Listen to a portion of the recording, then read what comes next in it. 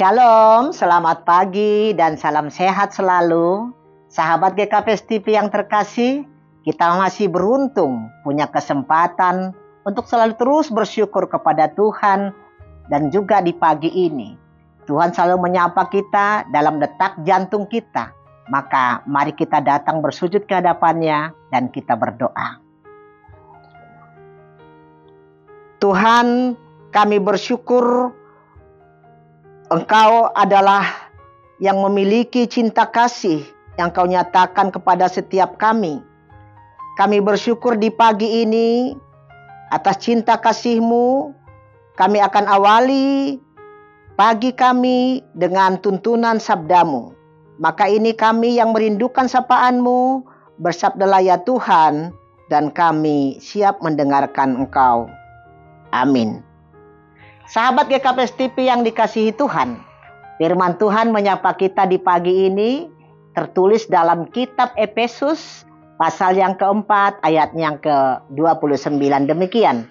Janganlah ada perkataan kotor keluar dari mulutmu, tetapi pakailah perkataan yang baik untuk membangun di mana perlu, supaya mereka yang mendengarnya beroleh kasih karunia. Sahabat GKPS TV yang terkasih, judul perikop ini adalah manusia baru. Jika ada manusia baru, berarti ada manusia yang lama. Apa arti manusia baru dan manusia lama? Manusia lama diartikan adalah hidup dalam gelap, dalam dosa dan kejahatan yang mengakibatkan maut dan kematian. Akan mengakibatkan ada banyak manusia yang mati atas dosa-dosanya. Akan tetapi manusia baru diartikan hidup yang telah diperbaharui, yaitu hidup dalam terang kasih Tuhan. Paulus mengatakan hidup manusia yang lama harus ditanggalkan, yaitu hidup seperti orang-orang yang tidak mengenal Allah. Pikirannya sia-sia dan gelap, jauh dari hidup persekutuan dengan Allah. Hidup dalam kebodohan dan kedegilan hati, perasaan telah tumpul dan menyerahkan diri kepada hawa nafsu, serakah, dan segala macam kecemaran. Itulah manusia yang lama, yang hidupnya jauh dari Tuhan, yang menemui kebinasaannya oleh hawa nafsu yang menyesatkan itu. Akan tetapi Paulus mengatakan, kamu bukan demikian lagi. Kamu telah belajar mengenal Kristus. Kamu dibaharui dalam roh dan pikiranmu, dan mengenakan manusia baru. Karena itu, buanglah dusta dan berkatalah benar seorang kepada yang lain. Dan apabila kamu menjadi marah, janganlah kamu berbuat dosa. Janganlah matahari terbenam sebelum padam amarahmu. Dan janganlah beri kesempatan kepada iblis. Orang yang mencuri, janganlah ia mencuri lagi. Tapi baiklah ia bekerja keras dan melakukan pekerjaan yang baik dengan tangannya sendiri, supaya ia dapat membagikan sesuatu kepada orang yang berkekurangan. Janganlah ada perkataan kotor keluar dari mulutmu, tapi pakailah perkataan yang baik untuk membangun di mana perlu, supaya mereka yang mendengarnya beroleh kasih karunia. Janganlah ada perkataan kotor keluar dari mulutmu, tetapi pakailah perkataan yang baik untuk membangun di mana perlu, supaya mereka yang mendengarnya beroleh kasih karunia. Sahabat GKPS TV yang dikasihi Tuhan, tentu saja ya, sangat berbeda hidup manusia lama dengan hidup manusia baru. Dalam nats renungan kita, janganlah ada perkataan kotor keluar dari mulutmu, tapi pakailah perkataan yang baik untuk membangun di mana perlu, supaya mereka yang mendengarnya beroleh kasih karunia. Pertanyaannya, apa yang membedakan manusia lama dengan manusia baru dalam berkata-kata atau juga dalam berkomunikasi dalam kehidupan setiap hari? Setiap orang tanpa terkecuali pasti berkomunikasi satu dengan yang lain. Perbedaannya adalah bagi manusia baru di dalam Kristus tidak ada perkataan kotor keluar dari mulutnya. Kita sering mendengar mulutmu adalah harimaumu. Namun juga mulut dapat memuliakan Allah. Mulut berkata-kata sebagai cara berkomunikasi dengan siapa saja, kepada anak, suami, istri, tetangga, bahkan kepada Tuhan. Kata-kata itu memiliki power, memiliki kuasa, dan sangat berdampak. Paulus mengingatkan dengan keras, jangan ada perkataan kotor. Kata kotor berdampak negatif.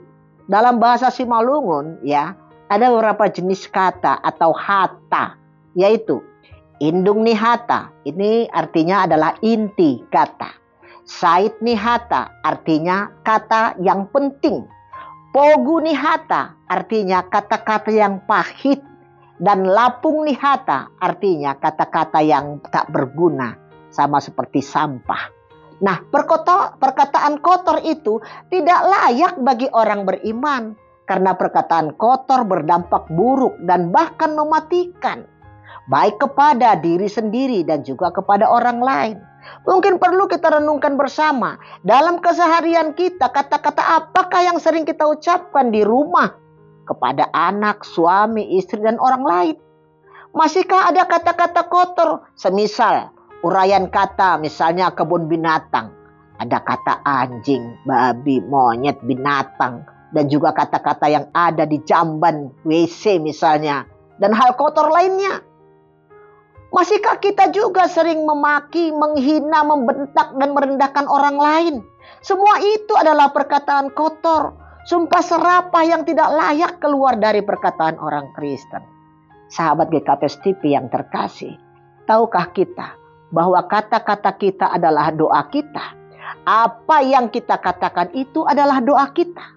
Coba kita bayangkan, kalau apa yang kita katakan yang kotor, yang jelek, dan yang bau itu menjadi nyata bagi kita dan bagi orang yang kita rendahkan itu.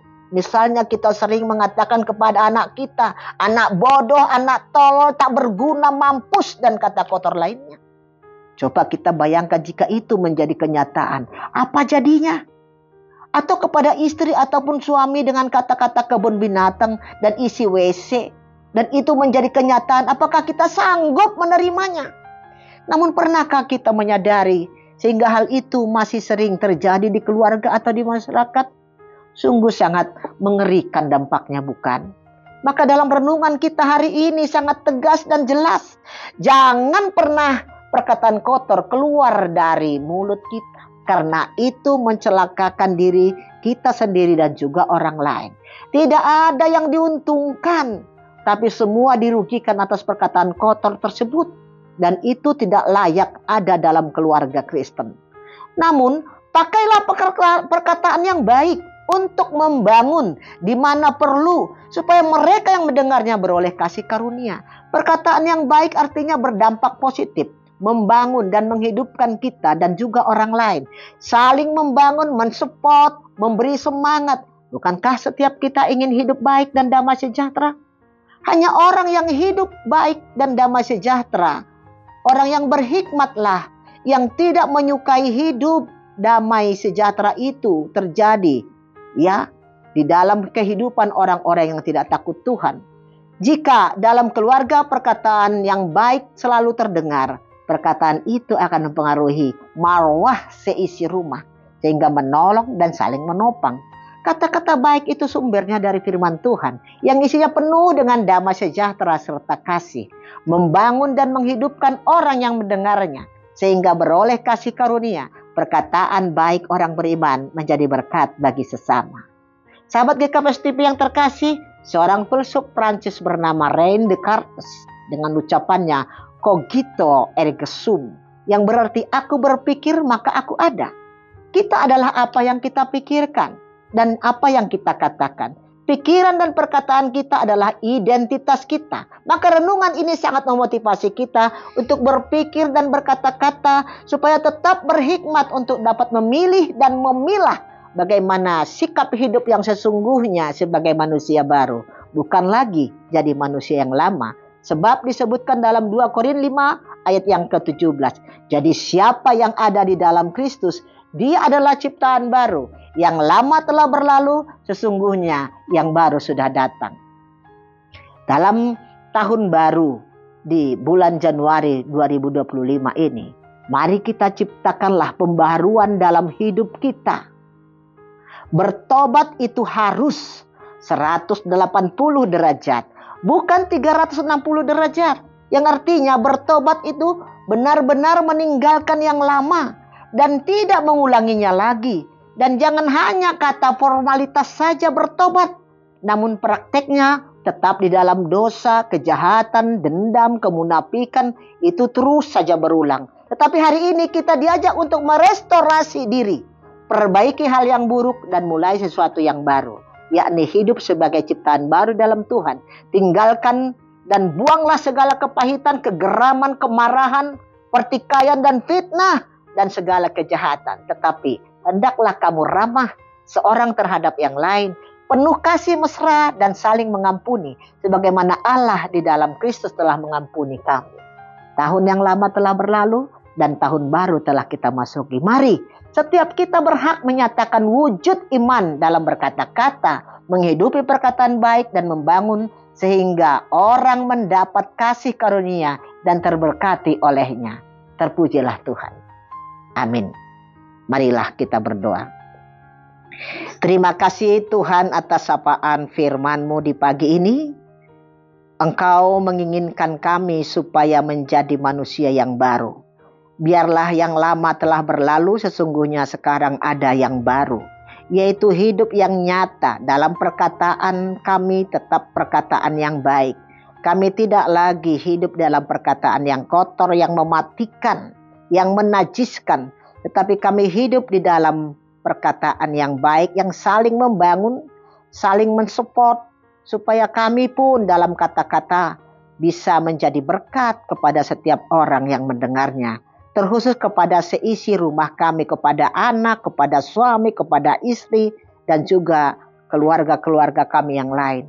Terima kasih Tuhan atas sapaan-Mu, biarlah pembaharuan itu nyata dan kami menghidupinya sesuai dengan firman-Mu. Dalam kasih-Mu kami berdoa dan mengucapkan syukur.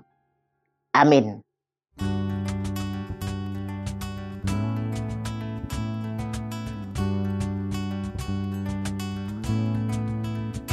Ku suka menuturkan cerita mulia, cerita Tuhan Yesus dan cinta kasih-Nya. Ku suka menuturkan cerita yang benar, penawar hati rindu, pelipur terbesar. Ku suka menuturkan, ku suka memasyurkan cerita Tuhan Yesus dan cinta kasih-Nya.